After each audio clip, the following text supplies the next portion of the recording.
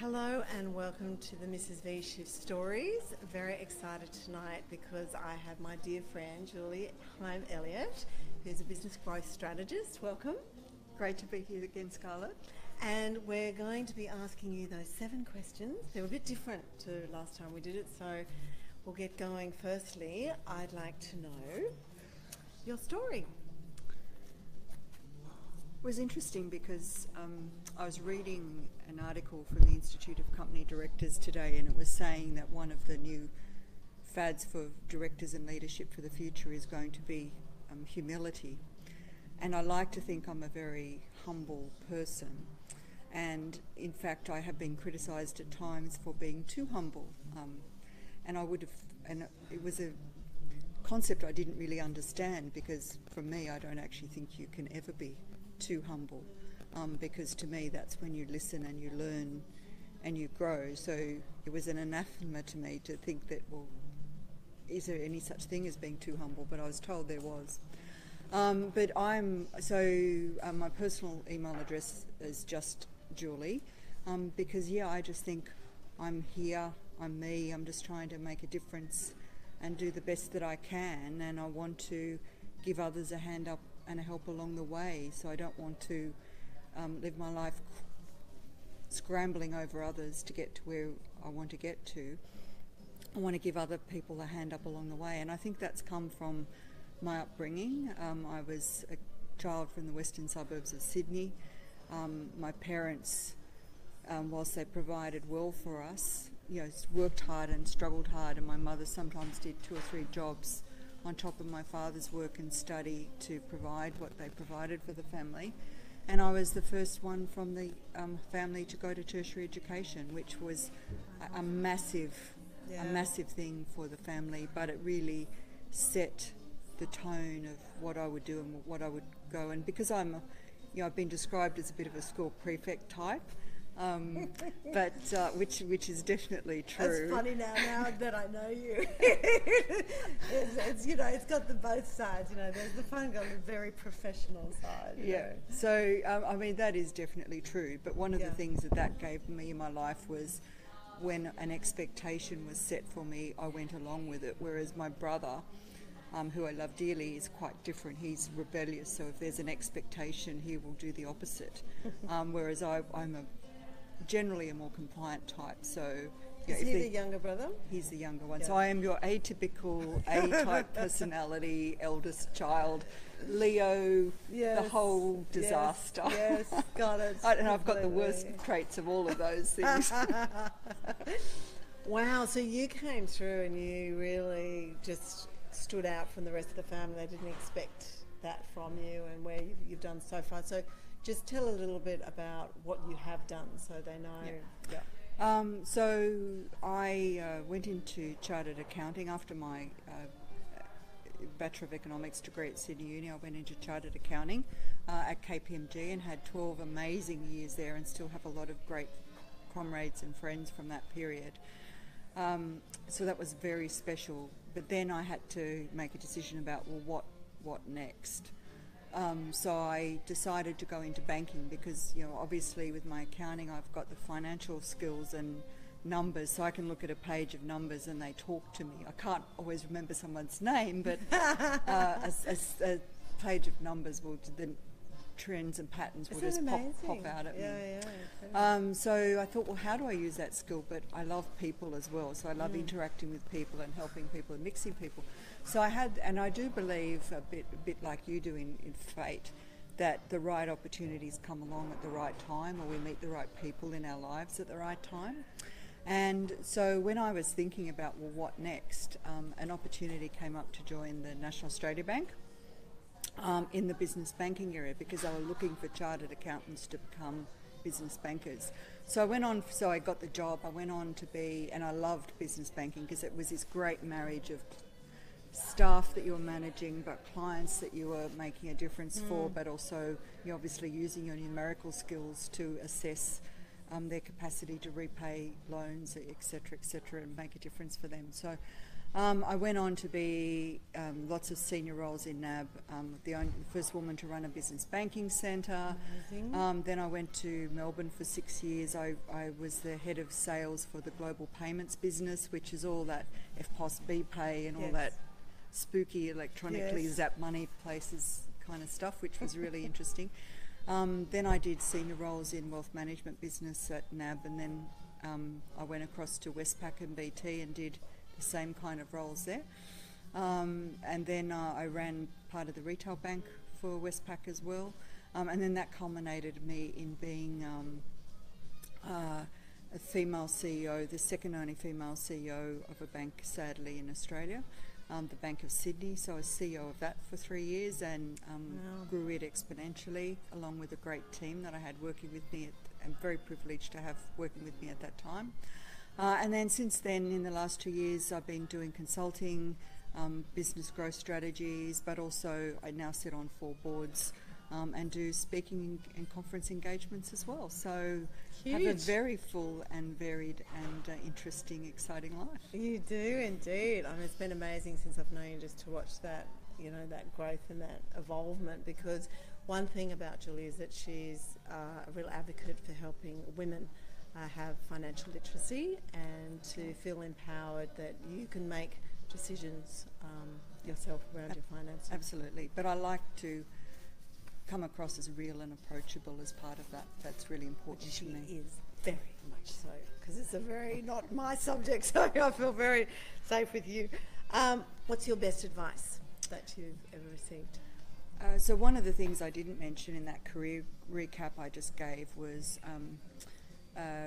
when I was in Melbourne with NAB, I did a leadership program, the Williamson Leadership Program, which is a terrific program and is a selective program, so you have to win your spot on the program. And then through that I got onto firstly the Metropolitan Fire Brigade board in Melbourne, which looks after all of the built assets in metropolitan Melbourne, has 2,000 firefighters, and billions and billions of dollars of assets that you're protecting, and the organisation had been in place for nearly 200 years at the time. And I'd been appointed to the board due to the Williamson program I made some connections through that then got me onto the board. So networks are really important. And so I was just happy. I was blown away to be just on the board and walk in, into the walnut-lined boardroom on the first day. And then I, over time, chaired the audit committee and then became deputy chair. And then the chairman was to retire. And the chairman and the minister approached me to say, we would like you to take over as the chair. And I kind of looked and said, what, who, me? Like, why me? And then all the self-doubt talk and the imposter syndrome kind of started to set in. I thought, no, I can't do this. Like, this is a massive job and no female's ever done it before in the 200-year history of the organisation. And can I just say, amazing for you with everything that you've done, that you had that. I feel much better now. God, if you've had it. No, and look, I think that's important to say because a number of people said that to me. My God, you get that too. And it's like it validates their feelings, so it's okay. So when I just said to myself, no, stop. If they see in you that you can do this, they see more in you than you can obviously see in yourself, so give it a go. Beautiful. So I gave it a go, and when I retired from that position, some of the firefighters, fourth and fifth generation, who had been horrified when I'd been appointed, they thought the fire brigade, as it was known, was going to end when I was appointed as the chair.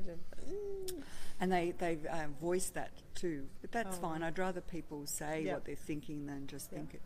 But when they left, they asked to come to my farewell, and one of the leaders got up and he said, girlie, we weren't sure about you, but you're the real deal. We wanted to come to say thank you and we will miss you. Yeah. So to me, that was the greatest validation of what I'd done in my time in the chair, and I was happy then to hand it over. So amazing. So best advice is to really don't doubt yourself. And if others see something in yourselves. And there's plenty of research on this, but it's something that particularly we as women, I think everyone can have it to an extent, but particularly we as women do that. You know, we'll look for the one little thing in a job description we can't do when we're really 110% qualified to do the job. So it's a bit of an Aussie saying. Yes. So everyone have a go and you'll be fine. Yes, that is right. Now, the next question, which I've actually changed from the last one, which was, but the next question was all about what is the issue that you feel is an issue for society? What do you think the problem is? I'm very sad as a society that the fastest growing area of homelessness is older women. Because they haven't, in part, because they haven't provided properly for their future through superannuation and other methods, and then as marriages are breaking down, even older people, the marriages are starting to break down after long periods of time. So, elderly homeless women but homelessness generally, like.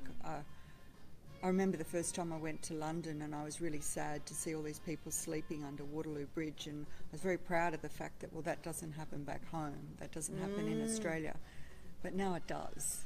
Yeah. So we're as bad as everyone else. So there's something breaking down in our society, and new models aren't springing up to take their place to have that kind of thing happen. Yeah, got it. But what's the thing that you use for challenges? What's your best tool?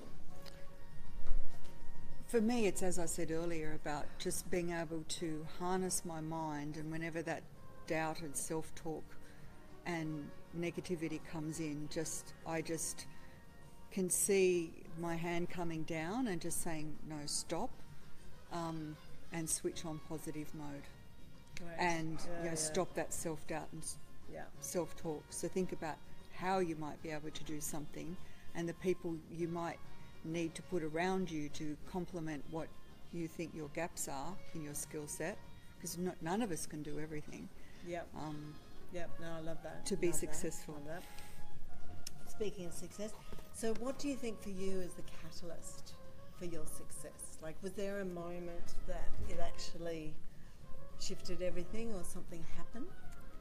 For me, it was very early, and it came to me was my parents' expectations, because the earliest thing I can remember when I was like 4 years old was my parents' expectation that Julie will go to university, Julie will go to university, even though there wasn't any evidence at that time that I could, and I was fortunate that Gough Whitlam had brought in free university education, because before that, only people from wealthy families were able to go to university, and my family wouldn't have been able to send me if it hadn't been for that. So thank Gough, wherever you are. Thank you. Thanks, Gough.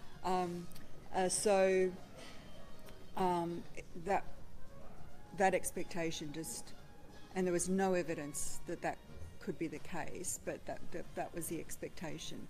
And it was interesting because growing up in the western suburbs, I was very aware that was my parents' expectation. So that was always my mindset, that I will go to university, I will go to university. So I never doubted it, like that was the path I was on, which then led to my other paths. That was the catalyst. But it was interesting because you can also get reverse psychology as well.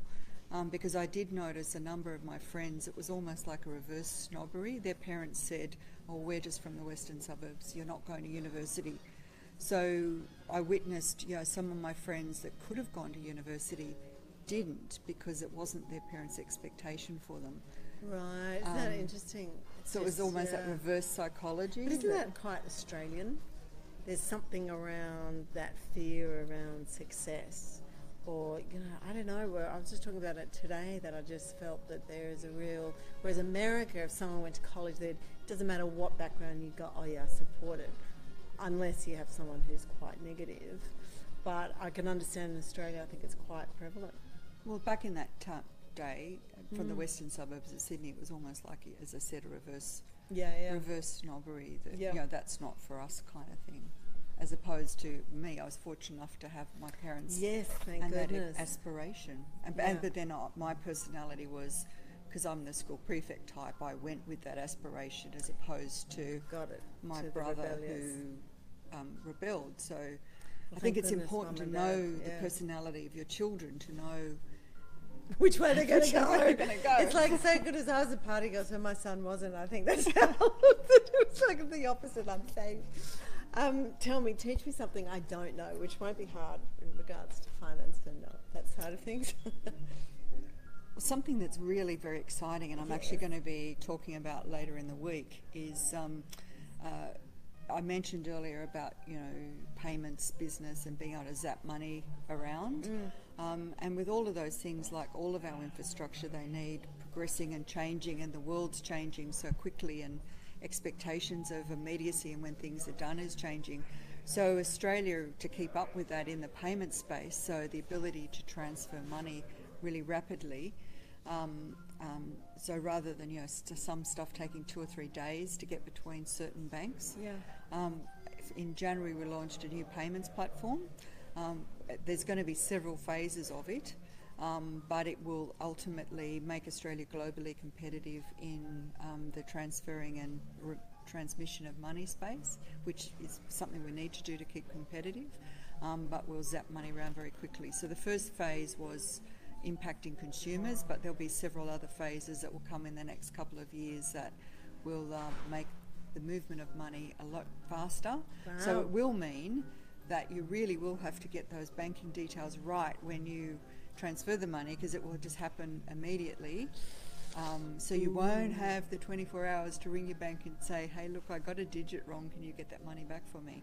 Oh, wow. But it also will mean, rather than having to use BSBs and a whole lot of numbers, that you can use someone's pay ID, which a lot of banks that are already on the platform have started to talk to their customers about. Great. Which can be a mobile phone number or an email address, which is something a bit more intuitive to us. Yeah, that's very good. Okay. So that I'll be paying your mobile phone number as opposed to all your banking details where I can get a number wrong. But the money will also appear instantaneously. Oh, that'll be very good. I'll be looking forward to that one. And tell me, the last thing is, what's the biggest shift that you've had in your life?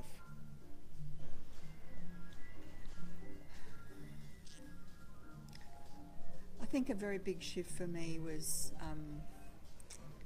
and again it goes back to using that, if others see something in you. I always aspired to be a CEO and wanted to. There hasn't been a lot of female role models, enough female role models in that space, particularly in financial services in Australia, sadly. And one day someone said to me, you can do that role. Because I thought, I was self-doubting. So I wasn't using my own methodology, and I was self-doubting and thinking, I'd love to be a CEO. I'd love that challenge and to put myself on the line to be able to deliver those results and get the team on board with the vision and the direction. Because, the CEO role is the ultimate test, because it falls on the team, but a lot of it falls on you and your leadership and direction.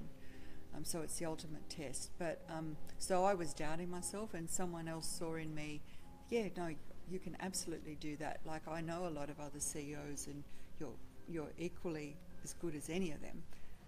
And then from there I got the role, because I used my own tools, which I'd kind of momentarily forgotten about, and visualised myself doing the role, saw myself doing the role, and then was successful in getting the role.